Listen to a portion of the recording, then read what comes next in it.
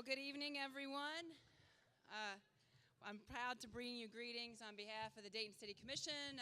You actually have a quorum here tonight with Commissioner Joey Williams and Jeff Mims, and we're certainly excited to be a part of the Broadcasters Hall of Fame. I also want to congrats on a personal level, Jim Audie, who covers us regularly. Thank you, Jim.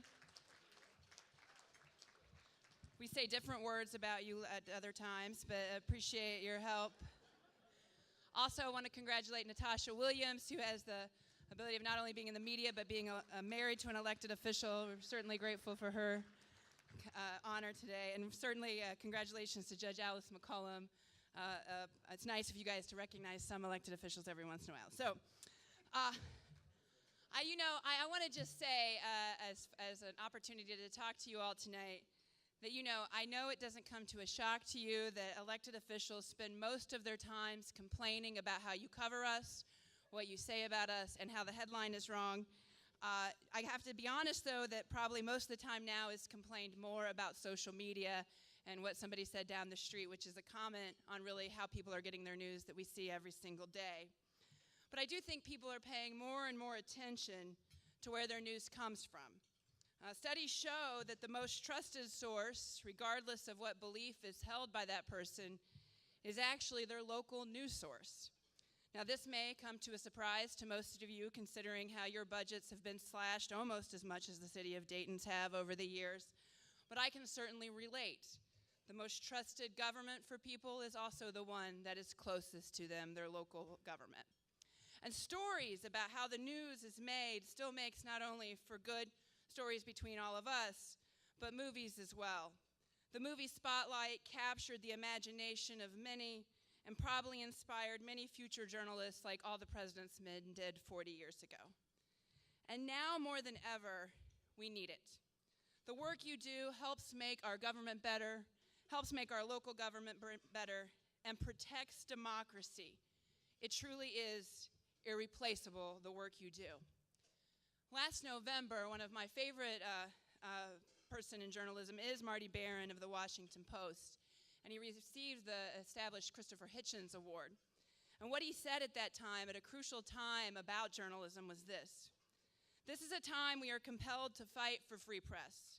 Rights granted us under the Constitution, yes, but also the very qualities that have long set us apart from other nations. The truth is not meant to be hidden. It is not meant to be suppressed. It is not meant to be ignored. It is not meant to be disguised. It is not meant to be manipulated. And it's not meant to be falsified. Otherwise, wrongdoing will persist." So on behalf of the city of Dayton and all of its residents, I want to say thank you for the work you do to make sure that the truth is shown in our community. Have a great evening.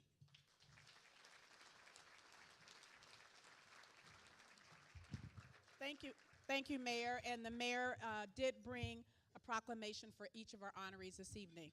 At this time, please welcome the President of the Montgomery County Commission, Mr. Dan Foley.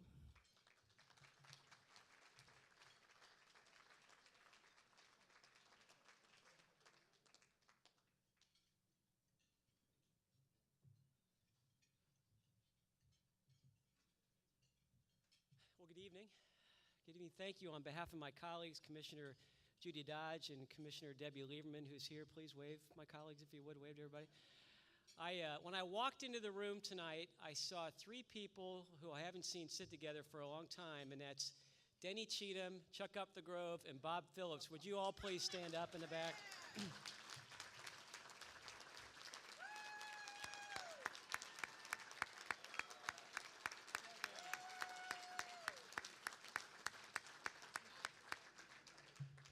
And I have to tell you, I always think of this anecdote. And Bob told me when I saw him, he said, "Don't say anything too nice about me." So I think I'll actually hit that mark here, Bob. I used to be the Montgomery County Clerk of Courts here in the county, and I think one of the things that, as the mayor suggested, is that we start to build relationships with people. And I was really fortunate to get to know Chuck and get to know Bob and get to know Denny, because when I would walk out my back door, Bob and Denny would be in their car in the parking lot behind the court, and they were there all the time, like I don't know, like 7 days a week. Those guys were there, and one day I walked out there, and they've all become friends of mine, but it was freezing. It was like 5 degrees. It was January, and I knocked on Bob's car, and those guys would be there because they would want to film people coming out of the jail, going to the court, or vice versa, or they want to film people who had just gotten arrested, or they'd want to come into the court and see the the latest cases that were filed, whether it was a civil case or a criminal case, to find a story. And so I knocked on Bob's door one January day. It was freezing, and I said, "Bob," I said, "it's cold. It's like 5 degrees." I said, "Why don't you let me carve a little space out inside the courtroom or the courthouse where you guys could come in and get a cup of coffee and warm up whenever you wanted to?" If you'd ever seen Bob's car, not Denny's, by the way, not Denny's. Denny was cleaner. But Bob's car, he had like coffee mugs in there. He had like batteries that he had put in the car like 10 years previous. He had 10-year-old camera parts. He had like film containers. He had food wrappers. There was room for him to sit, and he could steer. I asked him, I said, "Why don't you come in?" And when I asked him if he wanted us to give him a little space inside the courthouse, he looked at me like I had two heads, and he kind of looked around his car, he looked at me, he looked around his car, and he kind of did this sweeping motion with his hand, and he said, "What, and give up all of this?" Right? And I think that's an anecdote that reminds me that probably not every day is glamorous for everybody in this room. Sometimes you got to put up with stuff, and as the mayor suggested, and I think my colleagues on the county commission, Commissioner Lieberman and Dodge, would say that we appreciate what you do, because when we see your faces, we see your voices. You're not only you're building community, and you're informing us, and sometimes you help lift us up. Many times you help lift us up, and I just want to say, we're really proud to be here for this award ceremony. And to all the people sitting on this dais who are getting inducted tonight, the County Commission and all the colleagues in our room say, "Job well done." Thank you.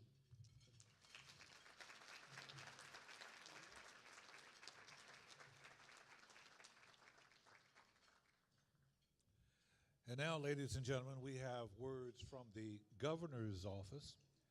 So if you would welcome, please, State Representative Niraj Antoni.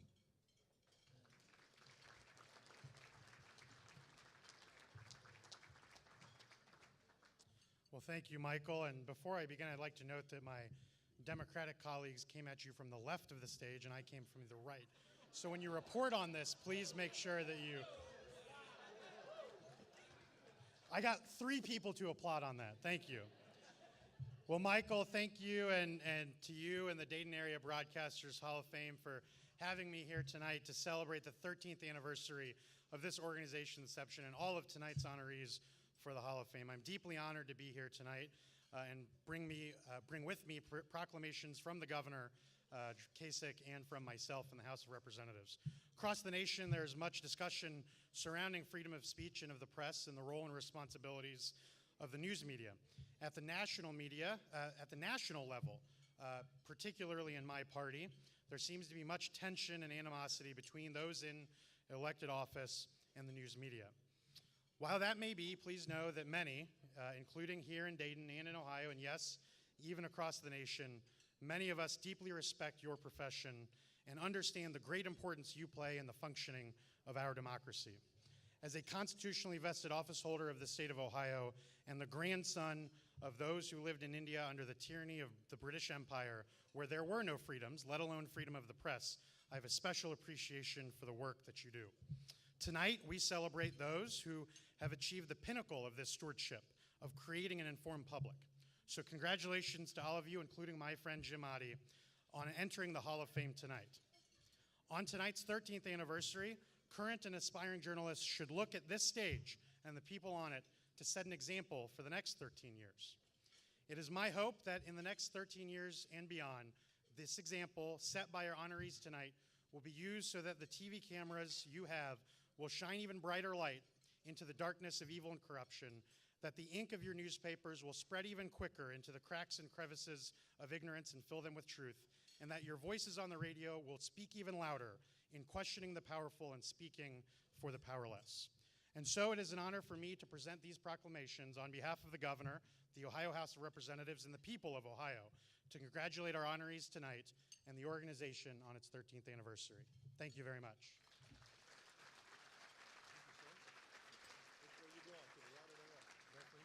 I'm gonna exit stage right. You couldn't hear that, but he said he was going to exit stage right. All right, now is an opportunity for you to take your cameras because they're going to be coming from right and the left. And that's not literally. But these are our anchors for this evening. And they're going to come up and then they're going to take turns introducing the honorees this evening. So first we have Mr. Mark Allen of WDTN. And just was told that Mark is doing a 4, a 6, and an 11. 4, oh, I'm sorry, I left a 5 out. He's working hard. And we also have from WKEF and WRGT, Megan O'Rourke. How are you? Just wonderful. Okay. And I just love this guy. He's so adamant when he's doing the sports, you know. Mike Harsock. So we'll see how adamant he is up here tonight. So, ladies and gentlemen, let's welcome Mark as he begins introducing our inductees.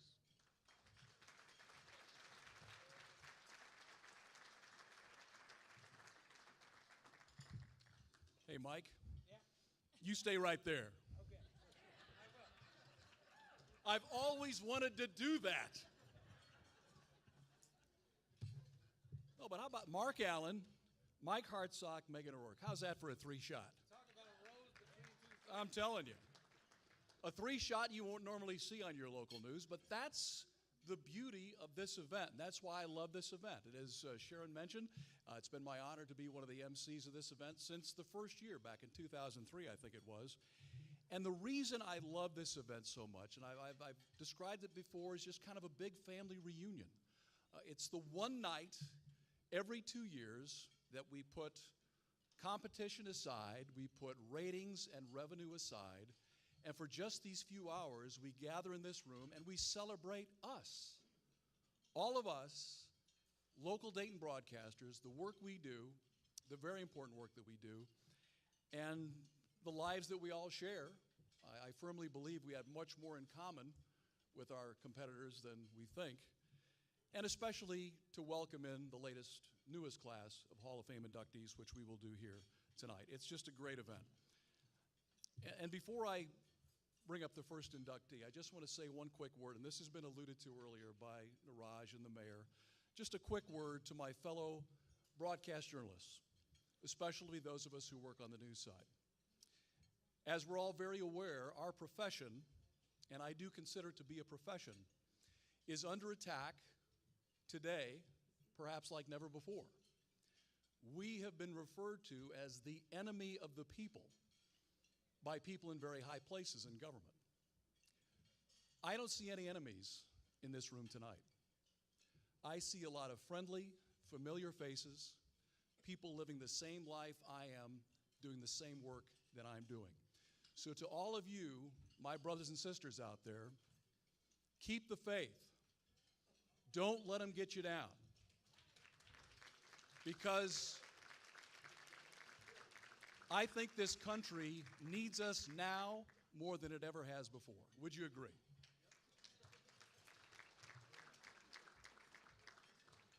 All right, soapbox put away.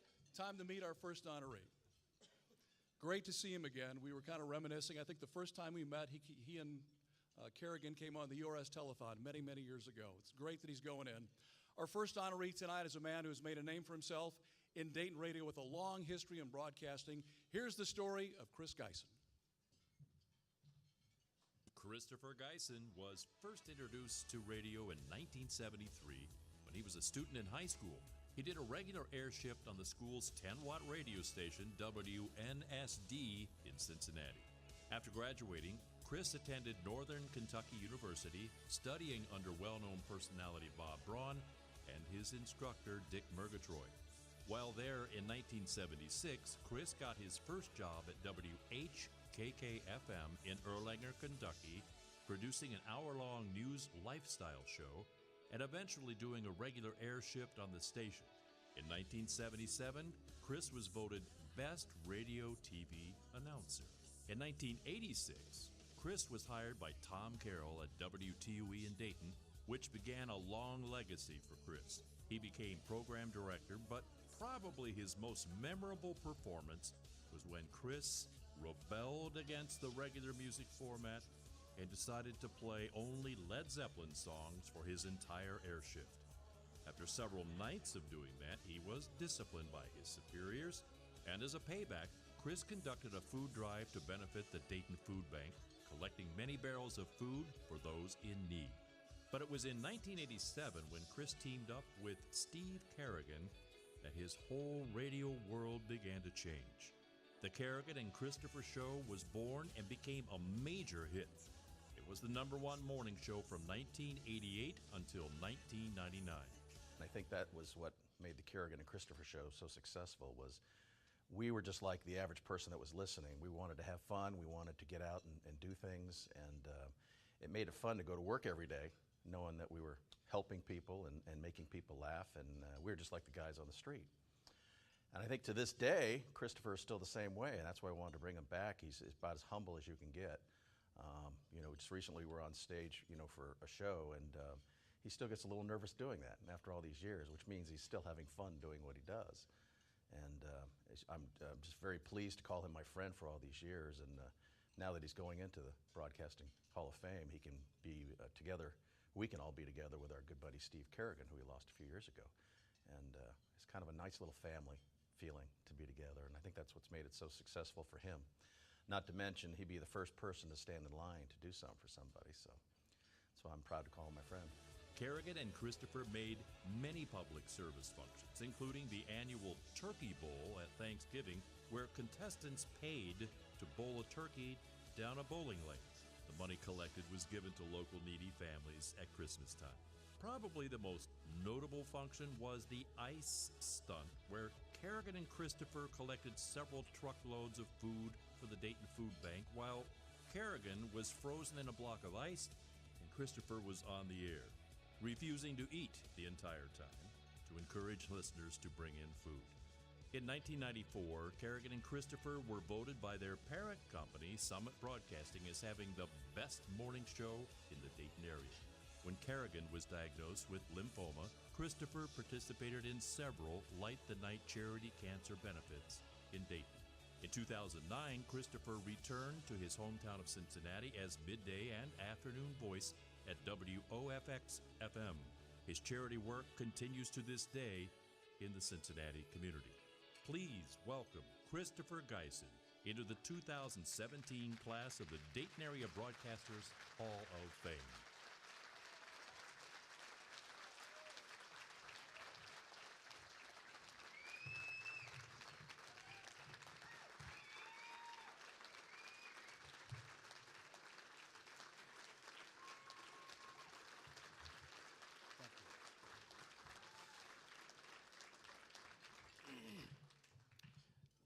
Thank you very much. I got a really lump in my throat here after, I'm really humbled by this. I want to thank everybody involved. First, I want to thank my mom and dad who are here tonight. My mom and dad are getting ready to celebrate their 65th wedding anniversary next month. Please stand.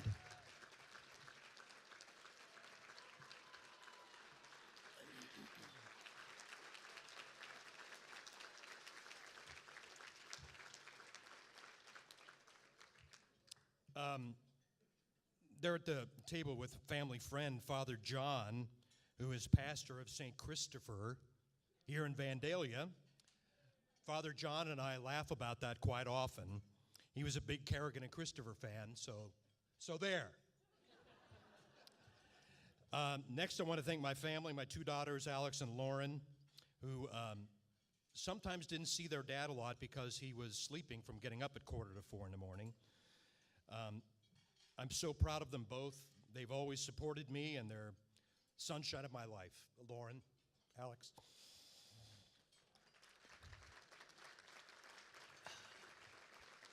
Alex is here with her husband, Philip, and Lauren's getting ready to get married next month to her fiance, Nick.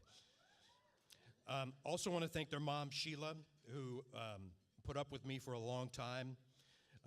She supported me when things weren't so good, and thank you, Sheila. She's here with her husband, Tim. Also want to thank the man who hired me at WTUE, Tom Carroll, who was a big Kerrigan and Christopher supporter, as was Deborah Parenti, Hall of Famer. Ask Deborah to tell you the van story. She loves telling that story. Tom would a lot of times come into our office and say, "Did you guys?" And we'd go, "Yeah, we did that." And he'd go, "Okay." And that's the last we ever heard about it. Tom, thank you very much. I want to thank the entire staff of WTUE, especially John B. Manbolio, who is one of my dearest friends. Anybody who ever worked with Kerrigan and me, Rhonda Blevins, Major Dick Hale, John Majorowski, Susan Frank, Sean Higgins, Ron Robertson, Gene Destro, all of our correspondents. My best friend in life right now is my girlfriend, Winona. Believe it or not, she called me on the request line when I was working at WTUE.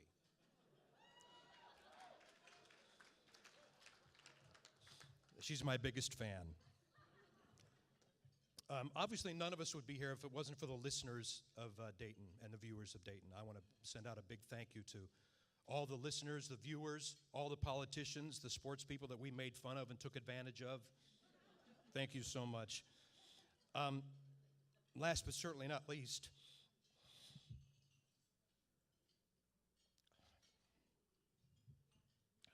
I get real emotional when I talk about Steve.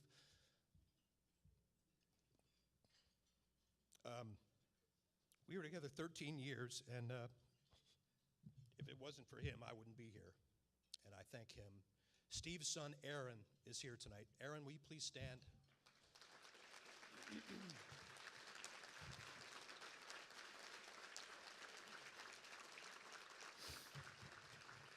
We had a great time on the radio, and I will never forget it. Thanks to all my friends from iHeartMedia, too, for being here tonight. And God bless all of you. Thank you so much.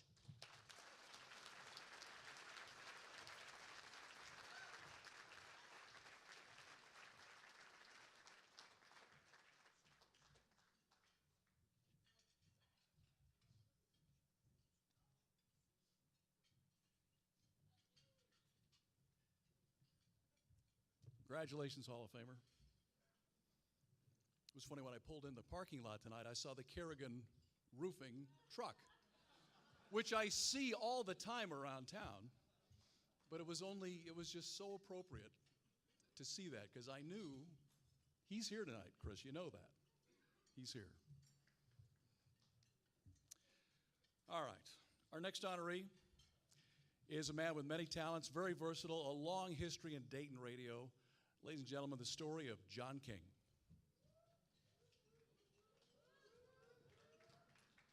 With over 30 years of broadcasting experience, John King has made a name for himself in Dayton broadcasting and throughout the country.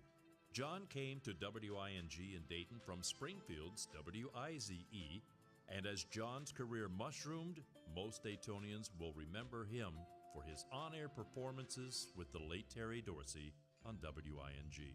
Their hilarious, innovative on-air antics, such as the King and Dorsey Report, kept them number one with their fans. John was the straight man to Terry's off-the-wall comedy and comments. John and the late Greg Garris were also a memorable duo as the Blues Brothers, or the Wing Brothers, during WING's many promotions and appearances. But John's skill set didn't stop there. It also included the programming and business side of radio, as evident by his involvement and successful launching of WGTZ-FM, Eaton Dayton Alive, and the Z Morning Zoo. John helped guide the career of Hall of Famer Kim Ferris, along with many other notable radio personalities. He's the type of guy, you give him a job to do, he sees the direct way to do it, and he does it. You don't worry about did it get done, was it on time? It was done right, done on time, and he could do anything, especially when it came to ideas. A couple of my best John King stories were involved with the old-time newsies. There was a press party at the old Grammars in the Oregon district. He decides it'd be a great idea to add some pizzazz to it because we always wanted to have a bit or some comedy or something like that. John, being a motorcycle lover and a writer, in the middle of the party, the door opens up and he roars into the restaurant on a motorcycle and revs it up and all that and parks it and then sits down like nothing happened. Everybody just busted up laughing. They thought it was great. Another time with we had a promotion at Courthouse Square. We're trying to think of some ideas, and John says, well, you know, there's this movie out, and it's the Blues Brothers, and I know some guys in bands, and Greg Garris here, the late Greg Garris, he's a salesman. We know how to do this. They came out as the Blues Brothers. They call themselves the Wing Brothers, and they knocked everybody dead. So he knew how to put the show in show business. He also learned how to put the business into business, and that's why John became very successful during his stint at Wing Radio and Z93 for the birth of Z93, and then later on winning all the awards he did all over the country. Came back to Dayton to run the same group of stations on David Road for Alpha Media, was very successful at that. I can't say enough about the guy. John's 30-year career took him from radio personality to regional president, senior vice president, general manager, operations manager, and program director at different radio stations throughout the country. John was recognized by the Country Music Association as the Radio General Manager of the Year 4 times. After a long career in broadcasting, John recently retired from Alpha Media USA as Dayton's Senior Vice President and Marketing Manager. Welcome, John King, as he truly has earned his place in the 2017 class of the Dayton Area Broadcasters Hall of Fame.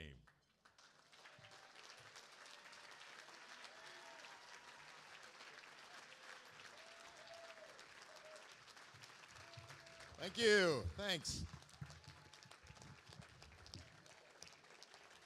I promise this is not long. I just needed a really large font. Hey, I wanted to get in radio as, I don't know, pretty young person because I thought it was cool. And I thought all the people that I heard on the radio were incredibly cool. And so therefore, I thought, if I get on the radio, I'll be cool. And the girls will think I'm cool. It did not work out that way. But I did discover a business for which I had a great passion. When I get to looking at all the folks that have been inducted in this Hall of Fame, I realized I had the great honor of working with 14 of the current members. Jim Bennett was kind enough to give me a job. I was like the weekend guy and the second guy in production. I don't think either of those positions exist anymore in radio. But, and then George Weimer, kissing my butt up here on the screen. George was the operations manager and gave me my first program director job. And when people ask me about George, I say, that cat is a genius. Actually, I worked with 14 of the current members of the Hall of Fame, and I learned something from every one of them. I also got to work with the late, great Terry Dorsey, which was a joy. And we stayed in touch for many, many years. We had some great adventures and mad, crazy fun in those days, so when I was asked to come back to the East David Road Studios 3 years ago to be the general manager, it was surreal. Lots of interesting, crazy, funny memories came flooding back. If they would have had today's HR rules back then, I'd be in prison. I am honored to be here tonight, especially in the company of my family and wonderful friends. My beautiful wife Sandy is back there with number one son Johnny and his gal Annie, my mom and stepfather Austin, my sister Linda and her family, and a group of the best friends anybody could ever hope to have as here tonight.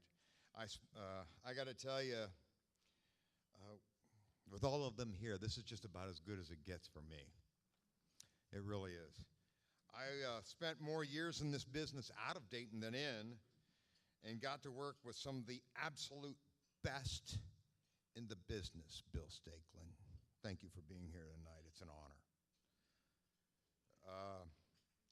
And I got to do some amazing things, just crazy. A guy from Northridge High School would never imagine possible. But I'll say, as much fun as I ever had was my days on Wing Radio in Dayton, Ohio. That was some damn fun. This Hall of Fame thing tonight, totally unexpected, probably not deserved, but I'm very humbly and respectfully thankful. Thank you.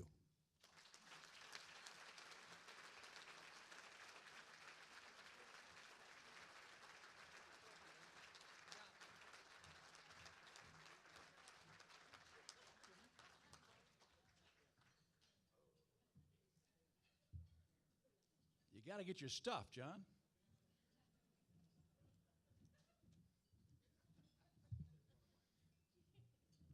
John, congratulations. The final introduction I have for you tonight, and after this, you'll have to excuse me, I'm headed back to work. But there are people in this room who were pioneers in broadcasting. They were on the cutting edge of television. It was a time when life was more easygoing and the invention of television was still fairly new. There was such a time. Pioneers such as Dick Bieser, Jack Jacobson, Ed Hamlin, and Joe Uncle Ori Rockhold paved the way for many of us in this industry. Tonight, we honor these pioneers, beginning with Dick Bieser, former news director at WHIO-TV. Here you go.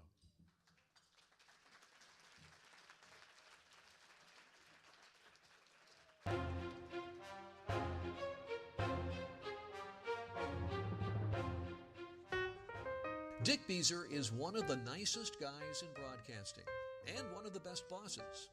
Dick's more than 40 years in radio and television began in his home state of Illinois in 1952. He was in Terre Haute when Dayton lured him, and here he has stayed. This pioneer of our industry was in front of the cameras and behind the scenes, working with people like Don Wayne and Ed Hamlin, inventing local television news. Dick Bieser became news director of WHIO when Tom Frawley, another local legend, was sent to Washington to establish a news bureau for all the Cox radio and TV stations. Running the show here in Dayton, Dick adopted new ways of covering elections on TV and radio, including early polling place sampling and better ways to display numbers in the days before computer graphics. In front of the cameras, Dick Bieser interviewed presidents and governors and generals. He reported from Europe on the deployment of a new Air Force jet, the A-10, with the charming nickname of Warthog. Well, Dick, he was an excellent boss, liked everybody, and got along with everybody. And, well, I still don't like him, but besides that, Dick is more to the past people at Channel 7 than anybody ever knows. If it wasn't for Dick, we wouldn't have anything. We wouldn't have these get-togethers and say hello from the past people and be with them. So for Dick, I truly, I know he was a great news director, great person to work for. But I want to tell you, he's one hell of a man to know. And I hope he's my friend for ages, which 3 or 4 more years anyway. Dick Bieser is a Dayton broadcasting pioneer whose career has touched the lives of almost everyone in this room. He hired me at WHIO 45 years ago, and I am forever grateful. Dick, welcome to Where You Belong, the Dayton Area Broadcasters Hall of Fame.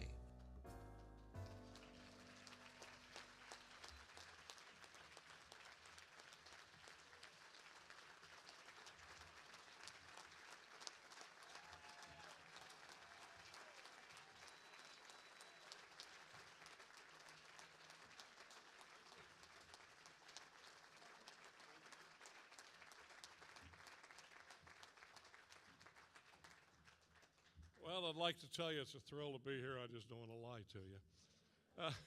No, seriously, I'm going to deviate from my little notes because somebody introduced the three amigos over there. Thanks, Chuck. I really appreciate that. Chuck Up the Grove and Denny Cheatham were two of the finest photographers I've ever worked for in my life. And while that other guy worked for Channel 2, he was still. Bob, I hadn't seen you in ages. I'm glad to see you looking so well. Boy, I tell you, get to this age, you got to use your notes. I want to thank the committee and everybody here, and I want to congratulate all the winners tonight and the past winners as well. I do want to extend a special thanks to Tula Stom, who I understand nominated me. Tula, obviously, you did a good job writing up the bullshit, and the check's in the mail, but I'm deducting the cost of the monkey suit, okay? Now, I was very, very lucky. I worked for a great company, and I had a fantastic staff. I said I wouldn't do this. Chuck and all these guys, they made me what I am today. But there's another group out there. Why am I doing this? I'm not dead. No, it is an emotional thing because you don't put 40-some years in the business, 30 of them here at Channel 7.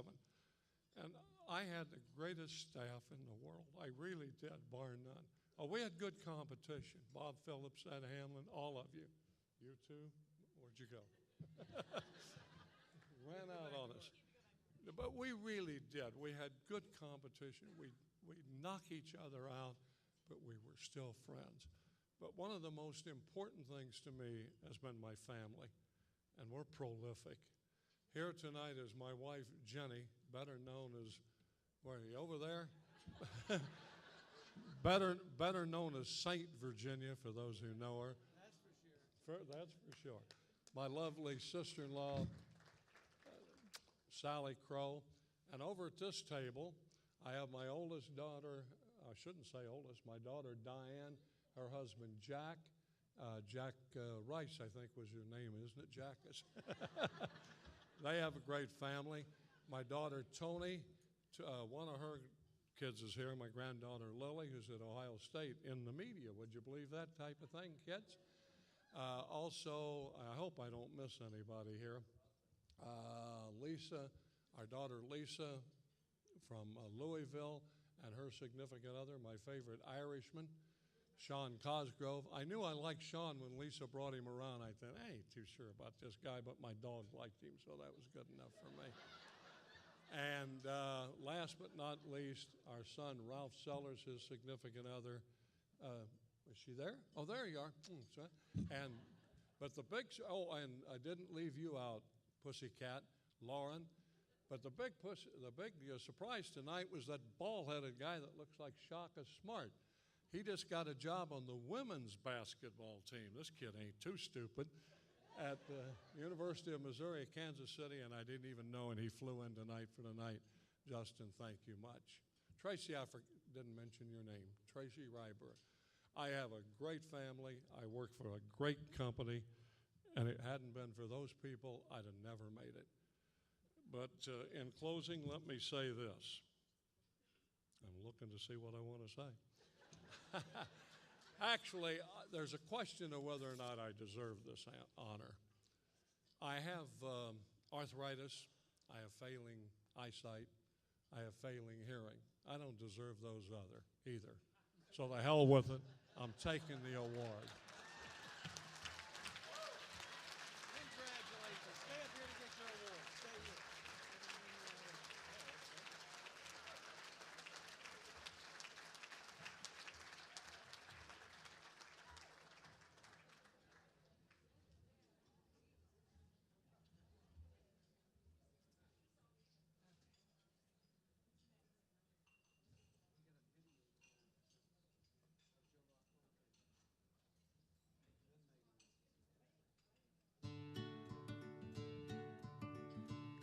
Joe Rockhold's character, Uncle Ori, entertained thousands of children in the Miami Valley nearly 2 decades.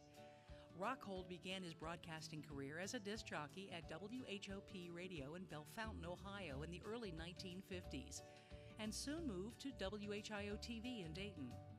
A staff announcer on a daily basis, Rockhold developed his Uncle Ori character, which first appeared on TikTok Toy Shop from 1954 through 1956. It was on the cutting edge of television when live shows began. Uncle Ori also hosted a weekday early evening show from 6 to 6:30 p.m. Now, before local news became predominant, Don Wayne would appear on Joe's show with a 5-minute local newscast sponsored by Sohio Gasoline. The 6 o'clock show was a series of Little Rascals movie shorts hosted by Uncle Ori, who sat at a desk in front of an old-fashioned stove. Channel 7 expanded the show to a full hour on Saturdays, live at 12 noon from the WHIO studios, featuring a live audience of kids. Uncle Ori was joined by his sidekicks, Nosy the Clown and Ferdy Fuzzbudget. Uncle Ori's show was sponsored by BHA, where the kids were taught that BHA means Better Home Appliance Song. Well, I remember watching the show, like so many others in my generation in the